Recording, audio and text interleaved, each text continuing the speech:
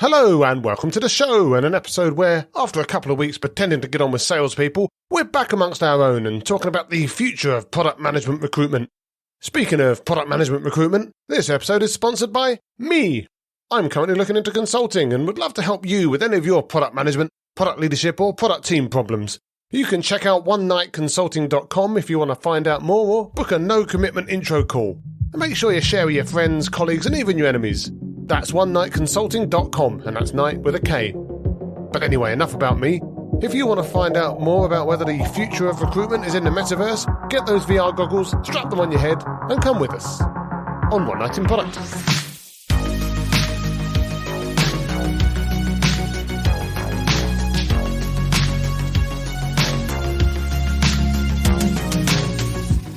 So my guest tonight is Shaun Smith-Taylor.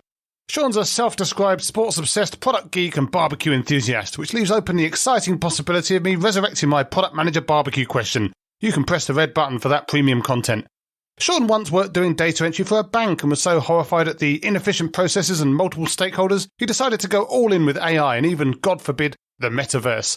He's now here to save us from the horrors of recruitment with My Product Path, which I'm sure you can find their office on a Second Life island near you. Hi Shaun, how are you tonight? I'm really good, and thanks for having me. No problem. It's good to have you here. But before we get too chummy, I want to find out a bit about yourself. So you are the co-founder of My Product Path.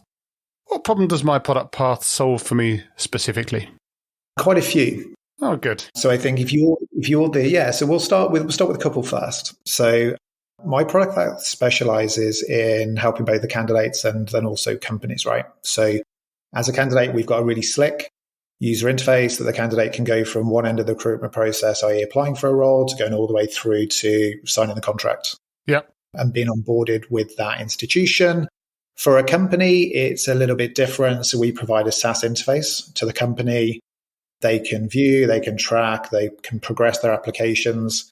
And they can also combine it with sourcing. So My Product Path is a technology company, but it's also a recruitment services company. So we can find the talent for you, and then we can provide you with technology that allows you to go through the process and onboard them in a way that doesn't make the candidate want to, do very bad things to themselves because it takes far too long and is horrible. Yeah. So yeah, in a nutshell, that's what we do. So that's interesting, the services product mix there. So what would you say the percentage balance there is between the two things? Like, are you very heavy on the services, or is a lot of it self-serve and that services is kind of a bit of a premium offering?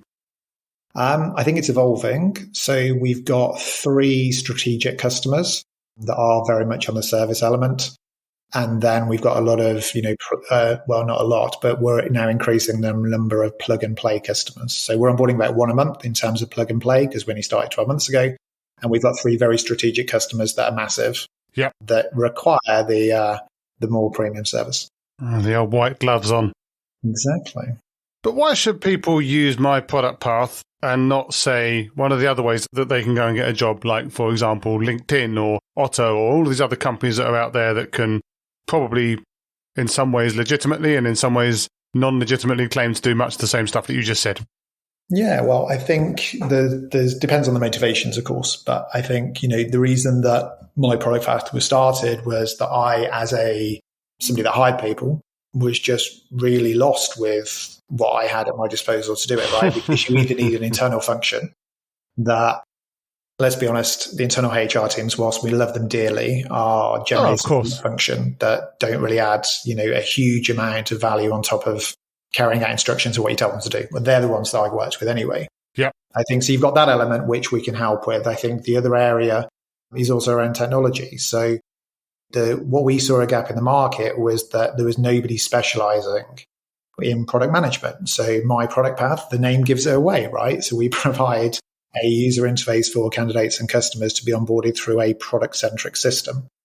So all of the cultural side of the platform, all of the assessment side of the platform is based on specialist product management knowledge of somebody that has actually gone through the process themselves, both from a candidate and a hiring perspective.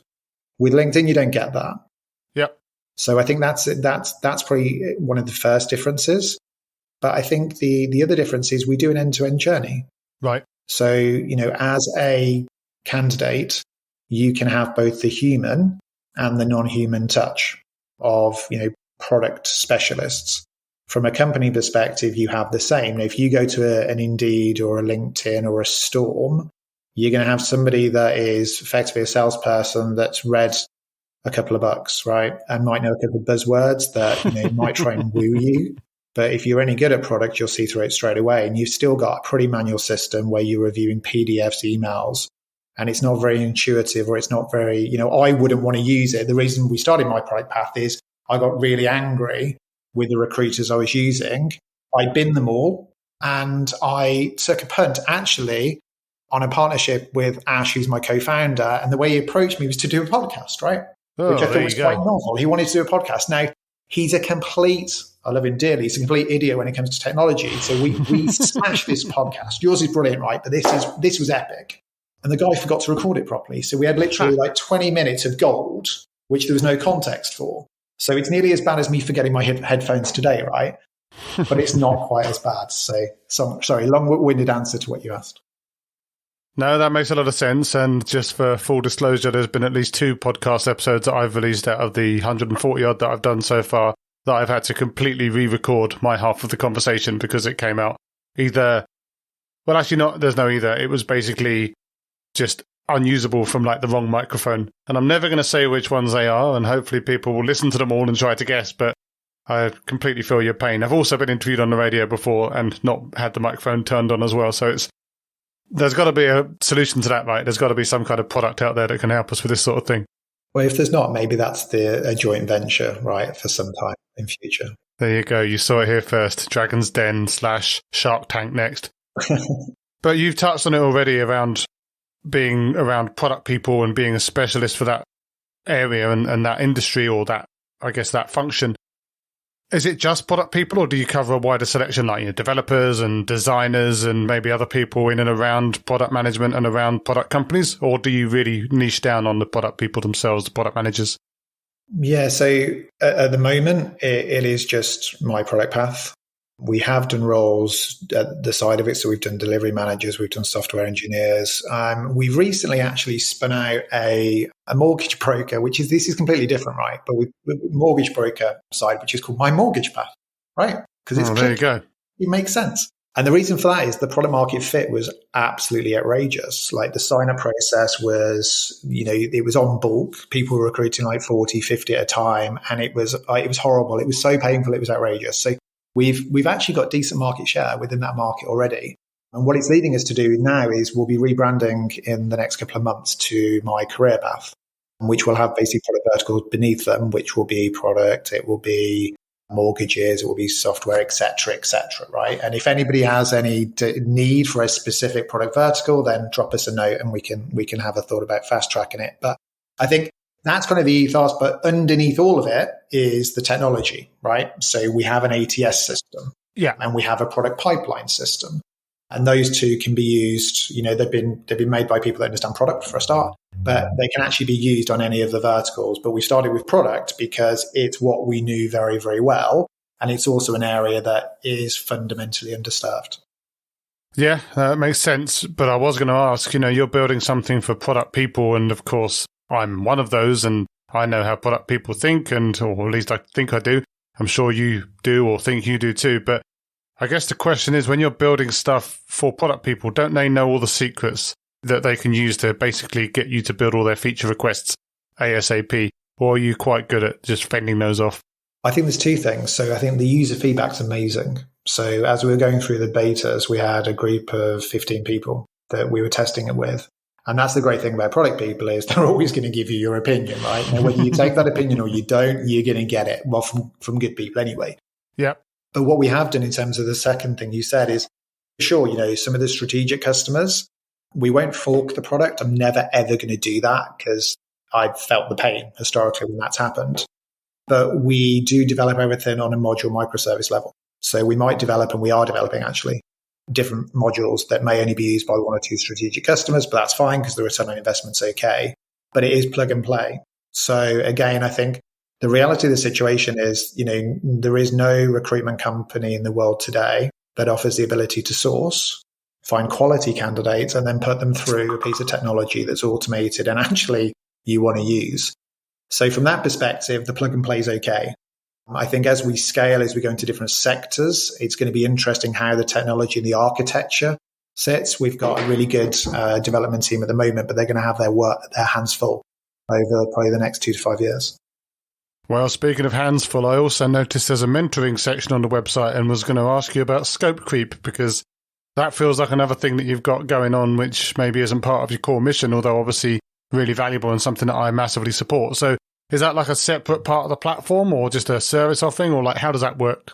So at the moment, that's off system. So it's not part for that exact point of what you said.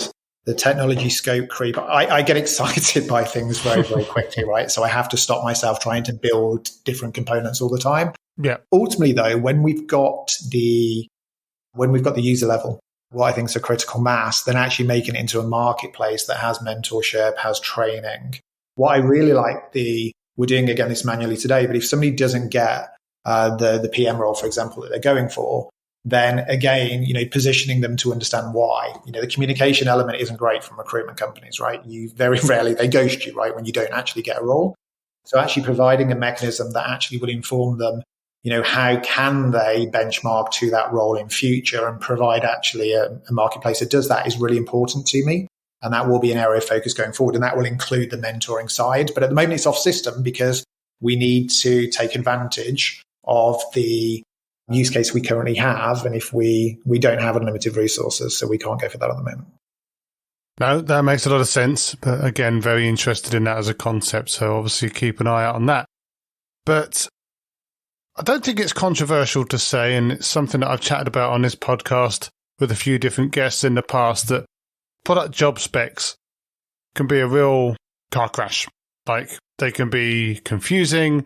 They can be almost like a laundry list of just random capabilities or random tasks that they expect these people to do. Half the time they look like they're just stuck together from a bunch of different job specs and kind of cobbled together at the last minute. Now, I'm assuming that the job specs that come into your system, some of them are like that because they're being submitted by the same companies, right? So is that something that you feel that you can help us fix, or is that just a fact of life and we're just always going to have to put up with it? I think there's two parts to that. So strategic customers at the moment, we are effectively doing some of their job specs for them because I think these companies are great, right? But that some of them, to your point, are absolutely terrible and actually confuse applicants, and you actually get the wrong applicants going for the roles. So I think using our experience, using the feedback from other customers, we can add a huge amount of value in terms of coaching our key customers on what they need to do to change their job specs. 50% of our customers at the moment will come to us for advice. We're redoing a lot of them. I think for plug and play, it's going to be more difficult as we scale. So I think what we are looking at the moment is we have the ability today, and customers do, I add a job spec onto our system. And that's then obviously flicked out in terms of the advert into the wider echelons of the recruitment space. But in future, having a structure that we know that works, that focuses on, what does the company actually do? Plus, what's its cultural values? I think that's often massively overlooked, and you get the wrong people. Yeah, you might get somebody that's capable, but they will be a bad apple, for example. We've seen that so. And actually, that's something interesting. We really, really double down on a cultural assessment of any candidate. So we actually, as part of our commercials, we offer a 12-month, effectively, money-back guarantee. We call it something different in the sales collateral. I can't remember what we call it.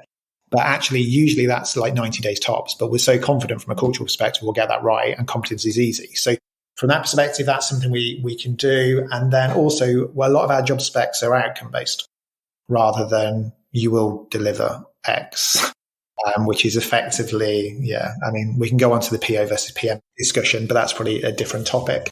So I think two things. A, we do it, and it's an off-system process today. But about 50% of our customers that we, for free, effectively help with, because they'll get, it's easy. Our job's easier, right, to source the candidate if it's done correctly. But we need to actually put that into the system to allow only a certain format to be entered with specific values, because that will make the plug and play more scalable in future. No, that's fair enough. But what about the other way around then? Of course, then you've also got the CVs coming through as well. Now, I've hired product managers before, and continue to do so to this day. And of course, you get a bunch of CVs through. Some of them are really good, some of them are really bad. What are some of the ways that you can help fix the bad? Like, do you offer the similar sorts of services then to try and help spruce up people's CVs, or do they need to go to a CV doctor first and then submit whatever they come back with to you? Well, fortunately, I've been to many CV doctors in my time. I've had some absolute horrors of CVs over the last 20 years. So what we do, two things. So if we're actively going to put anybody forward for a role, then their CV has to be up to a specific standard. We've got 8 different, it's like a checklist, right? Have you done this? Have you done this? Have you done this? And maybe that's something we can share afterwards, because it would be useful for most people, I think. Yep. So there's that for the shortlisted candidates. For the ones that are just on the database and who don't get shortlisted, then we were talking about communication earlier. This is something we need to step up, quite frankly, and we need to make sure everybody has visibility to it. So we'll be at some point sending a link around that allows everybody to kind of improve the quality of their CV. But what are some of the big mistakes that you've seen or that you're aware of that people do make on their CVs? Like, obviously, you've got the obvious ones like 25-page long CVs, or things that are just a big wall of text or got too many graphics all over them so you can barely read them. But like, are there any kind of more content-based mistakes that you think are really worth calling out and might help people to actually get hired quicker? Or is it so variable that you couldn't possibly comment? I can definitely comment, but I think it is hugely variable. So you get lots of people that will focus on, these are my key achievements. And they just list like 10 to 20 key achievements at the start of, it takes up the first page. And you're like, okay, well done. But, who did you do that for? What was the problem that you actually fixed? And I don't think a lot of CVs are based on outcomes. We talk about outcomes a lot in product, right? Yeah. It's very common. I don't think CVs are really written in that way. And I think really simple. We had one last week. It looked as if it had been done on a typewriter. So we spoke to this candidate and said, hey, can you just tell us why you did this from a formatting perspective? And he just said, I thought it looked cool. So I think there's like so many things that, from a presentation perspective, the images, I've seen one that had like the person's photo, but in 4 different places on the same page. It's just like, it's nonsense. So I think there's some key items, but I think making it more outcome based, definitely. And just sticking to the basics, what is a good introduction to you as a product person, some very high level key skills, and then go through your actual credentials. Who have you worked for? What have you delivered? What problem have you solved? I think that's really the key thing, and make it 2 pages max. Yeah, I was going to say about maximum length, but you just beat me to it. So 2 pages max. What would you do if you found one with 3? Would you reject it instantly, or? I'm not that much of an ogre. So I think 3 might be all right. If you get into 4 and 5, you're out. Because nobody reads it. Well, I don't anyway. Like if I get a CV that's 4 or 5 pages, I won't read it. I'm just not going to do it.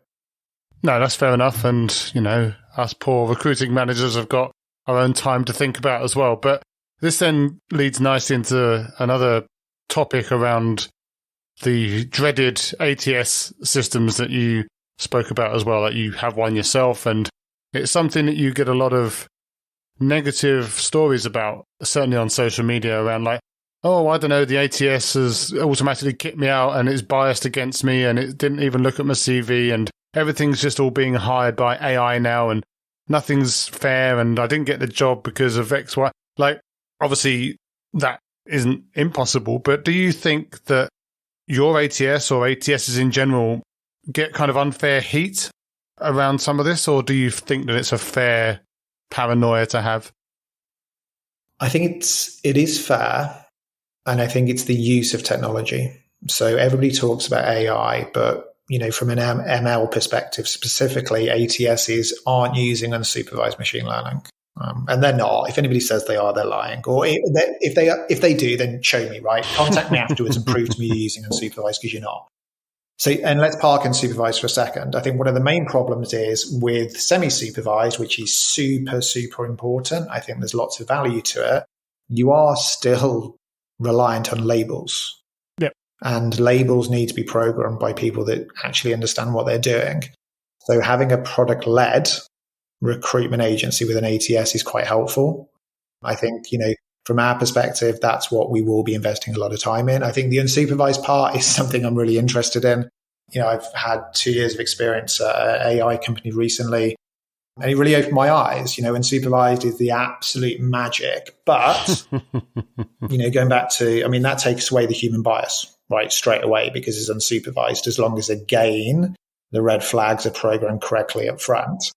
But actually, you won't remove the human bias. Well, not the human bias. You won't remove the human touch from the process, because at some point in the candidate journey, they might want to speak to a human, right? So you need to have the ability to contact your recruiter, whoever it is, your mentor, as you go through the platform. And also the same, from a customer perspective, we've got a lot of generation X and Zs basically that use it from a customer perspective. And they don't want to talk to me and the team. They've got no interest, right? Give them a slick user interface. They'll make their decisions and high five. Now, there might be a stage where actually at the end, they're like, actually, I'm not really sure about this. Let me pick up the phone to Shaun, or let me pick up the phone to Ash. And as long as you're giving them the ability to do that, you're okay. But yeah, I think human bias can be removed from the process really easily. I think one of the key areas that is really not looked at a lot is subjectivity of the people using the ATS. And I think that's, so when it's not the ATS has kicked it out, it's whoever's pulling the strings underneath is kicking it out. So one thing we actually put into our platform really quickly was the ability for the candidate to mask their personal identity information. Yep. So then you are basing it on skills rather than, background or anything like that. So I think that's something really, really important. Our customers really like that as well. Now, of course, you need to know the identity at some point when you go into as in like sending out a contract, but it shouldn't make any difference to you doing a review of the competency of the person in the first place. Yeah, I'm a big fan of anonymized or redacted CVs to some extent. Again, you're right. There's going to be a point where you're going to be speaking to that person and you're going to be able to get to see a lot about at least their physical and cultural characteristics, I guess, although obviously there could still be other stuff that you didn't get from like background. But I think ultimately, if we accept that there's a level of bias within everyone, which of course there is, then it's not an attack on the recruiting manager, the hiring manager, to say, well, we want to remove bias from the equation because everyone has biases. And I think it's absolutely fair to say that we should do what we can to minimize that. But I guess on the flip side, with AI, there's always a fuzziness. I've worked in machine learning AI companies in the past and know full well that there's a margin of error in this stuff. Now, if there's a margin of error when you're, calculating trends from social media that can help with brand campaigns for companies, like that's one thing. But if there's a margin of error in an ATS, in either supervised or unsupervised learning techniques and the models that those techniques kick out, there's a real human cost there, right? These people aren't going to get jobs potentially because of a misclassification. Do you think there's things that we can do to try to avoid that? Or is it always going to be almost like a breakage on the general process? Well, I think look at the alternative, right? So with ATS systems, they onboard and process millions of candidates collectively as a market on a daily basis. So if you remove the ATS and you bring back what was happening 20 years ago, you have thousands of humans that are far more fallible than technology. Now, the technology has to be written, and of course, you need some very clever data scientists that understand what the hell they're doing. But actually, it's just a lot more accurate. But I think the whole point goes away from, ATSs should not be completely plug and play with no human interaction. I think the human interaction in the recruitment space is actually sometimes overlooked. So whilst I am a massive advocate of automating processes that can be 100%, that's what I've done my whole career, we need to be careful, but it's a lot more effective than the alternative that we could have. And I think that's what people need to think about. So is it completely 100% accurate? Nothing is. No, and I guess the thing with people, as you say, like people don't need any excuse to be biased themselves. We talked about that. Like some people are biased, some people are downright prejudiced, right? So I guess controlling for that is great. Although if we're talking about supervised learning, then of course this labeling is being done by people. You touched on that before. And it's not uncommon to see stories in the news around, hey, Google's algorithms are flagging people with dark skin as monkeys and stuff like that. And obviously then that all blows up and they try and take some of that stuff away. But do you feel that there's this other lurking problem that basically we're reinforcing some of the biases of the people because the same biased people are labeling the data, which then is used to generate the models? I think you've got to be very, very careful who you pick as part of the team to do labeling. I think, when you're talking about Google, for example, and the scale that Google are at, of course, there's going to be some significant challenges at some point. And the example you brought up earlier is horrendous, right? Yeah. Unfortunately, that happened, and unfortunately, it will happen again in a different way sometime in the future. I think from a My Product Path perspective, at the moment, we're not at the scale of Google, right? I have very ambitious hopes, of course, but we're not at the moment. So actually, it's a lot easier for us to control, and it's a lot easier for us to learn. I'm a very big advocate of mining data and actually understanding trends and analytics. So, it is a lot more effective to use technology than not use technology. That's just a fact we all accept. And as product people, we do that on a daily basis. Yep. Will using My Product Path's ATS system 100% remove human bias? No. Will it actually increase the effectiveness of your recruitment process and remove the majority of human bias? Yes. Oh, a bold claim. I'm looking forward to the white paper in due course. But speaking of technology and stuff that may or may not work, you're into all things Metaverse now. Obviously, times have moved on, but when I think about recruitment in the Metaverse, I'm thinking of all those cringeworthy Second Life gold rushes where all of the companies were trying to get on there and set up virtual presences, and then 2 months later, it seemed like they'd all collapsed again and slunk off with their tails between their legs. But, we're not going to be able to cover the entire Metaverse in this chat, but from a recruitment perspective, what do you think the biggest benefits to the Metaverse are like? And, obviously either augmented reality or into full-on VR, like what can it bring to recruitment? So I think we have to accept. Have you seen Ready Player One, the film? Yes. Okay, there we go. So I hope everybody that's listening to this has. If not, go and watch it. It's awesome. But Ready Player One, I think we have to accept as a society, there are individuals even today that want to live in that world, right? And actually going forward, there's going to be an increasing number, and the pandemic has not helped that. Or actually has helped, depending which side of the fence you sit on. So it is what it is, right? So I think from a recruitment perspective, there are individuals that do not want to engage in face-to-face interviews. They have no interest. They don't even want to use a tool like Zoom, for example. Again, they have no interest. They want to do everything within the metaverse itself because that's where they can do other things that they enjoy. I think the technology itself, motion tracking, has to be really advanced, to be honest, because I think one of the key areas that I actually legitimately feel the metaverse will help with is assessments. So imagine assessment days, right? So if you do an assessment day, and this happens a lot in the mortgage world. So they will take, let's say, 50 brokers, for example, and they'll do an assessment day and they'll hire 20. That's kind of how it works. Now, you have to do that face-to-face at the moment because you could do a Zoom or a Teams meeting, or you could use whatever that party thing was that everybody was like jumping on. What was it called? House party, that was it.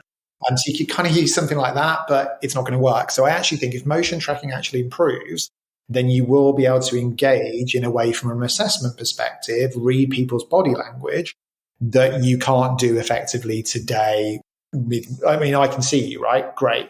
If there was another 10 windows and we're having to do team exercise, this doesn't work as a channel. So I think that would help. I think, there's a lot of data in the metaverse now. I'm sure people are looking at that data, but I do think from a data science perspective, there will be a lot of enhancements or advancements, over the next 5 years in terms of how data is used. We were talking about modeling before. And what data, the metaverse has a ridiculous amount of data and it's very, very accessible, that makes it very different from other channels. So I think those two are good areas. We've seen a lot of noise around NFTs. Oh, yeesh. That made a lot of noise, right? A year, 18 months ago, people, I swear this story is true. Snoop Dogg bought a property in the metaverse. And this is not NFT related, actually.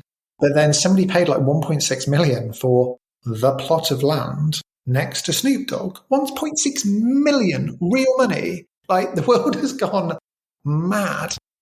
So motion tracking, data science, I think are two areas that need to be improved. But assessment days, things like that, I think would be perfect. Yeah, that's really interesting. And I think obviously let's leave aside the ridiculous prices that people are paying for tokens representing imaginary assets, because that really does start to sound a bit like Second Life again. I don't know if you were particularly big on Second Life back in the day, but I remember walking around for a while, even played a gig on it once, and it was frankly ridiculous. Now, obviously, technology has moved on, not that you'd know from looking at Mark Zuckerberg's avatar, but it's still just a really interesting thing about like virtual ownership and all of the things that you can do around that. But I guess back to the recruitment use case, it feels like, whilst I completely agree, there are going to be some people out there that don't want to go to an office, don't want to interact with people in that way. They do want to use these new technologies and the new capabilities that are out there, that the hiring managers and the companies hiring them, like we're already seeing a blowback against remote working or hybrid working to some extent. Like, whilst the candidates may be ready for this, do we feel that the hiring side is ready for this? I think it's going to take time to evolve. I think it depends who the hiring manager is, right? There will be hiring managers that are more comfortable in that world. So if it's those, then yeah, sure. But I think you mentioned the avatar of Zuckerberg, right? I think we need to go back to him. So, he started Facebook based on hearing a really good idea by the Winklevosses, right? And changed it slightly, but he knew it would be popular, right? Because they'd made it super exclusive, Harvard, whatever it's called, I can't remember. And then he decided, no, let's open it up to absolutely everybody. And of course, there was a good product market fit. It was always going to be super popular. Yeah. But what I feel he's doing, and this is my personal opinion, right? What I feel he's doing with the metaverse, he's creating his own fantasy land. He's been very public over he doesn't really enjoy interaction with other people, right? He would happily, and he's hired like 10,000 people to build this thing. So I think it's going to happen. Yeah. There's going to be people that use it, and it's absolutely cool, right? If a candidate or a hiring manager feels more comfortable doing their part of whatever the process is in that world, I have no problem with that at all. Will it become commonplace in the next 5 years? Absolutely no chance. In 20 years' time, could it actually be a realistic channel? I think the answer is yes, but I also really think it depends on Zuckerberg himself. How many users does Facebook or Meta or whatever the hell they're calling themselves now have with that and Instagram? And I think they own WhatsApp, right? So if you think of all of those together, then if he wants to push it hard, he could increase the user base very, very quickly. But I think adoption across any channel to any large degree I personally think it's a couple of decades off, but who knows? Well, we'll be still fresh-faced enough to participate, I'm sure. But just to clarify, are we expecting your platform to offer any kind of virtual reality job interviews anytime soon? It's not on the near-term roadmap. Oh, well, I'll see if I can sign up and then get on your feature list. And where can people find you after this if they want to find out more about recruitment, maybe try and get a job, tap you up about the metaverse, or maybe try and get some old war stories from your time in banking? Well, usually I can be found around a barbecue, so follow the smoke. Other than that, go to myproductpath.com. There is lots of resources there. There's the ability to sign up as a candidate and a customer, and there's a contact form to get in touch. Other than that, we've got some wonderful things happening on Instagram, not as wonderful as yours, but we are aiming towards such high echelons of engagement. But yeah, I'd be interested to get feedback anyway.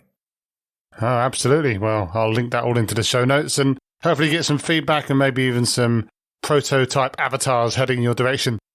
Well, that's been a fantastic chat. So obviously really grateful you spent some time talking a bit about your company and some general issues around recruitment and hiring. Hopefully we can stay in touch. But yeah, as for now, thanks for taking the time. Thank you very much. As always, thanks for listening. I hope you found the episode inspiring and insightful. If you did, again, I can only encourage you to pop over to onenightinproduct.com, check out some of my other fantastic guests, sign up to the mailing list or subscribe on your favourite podcast app, and make sure you share with your friends so you and they can never miss another episode again.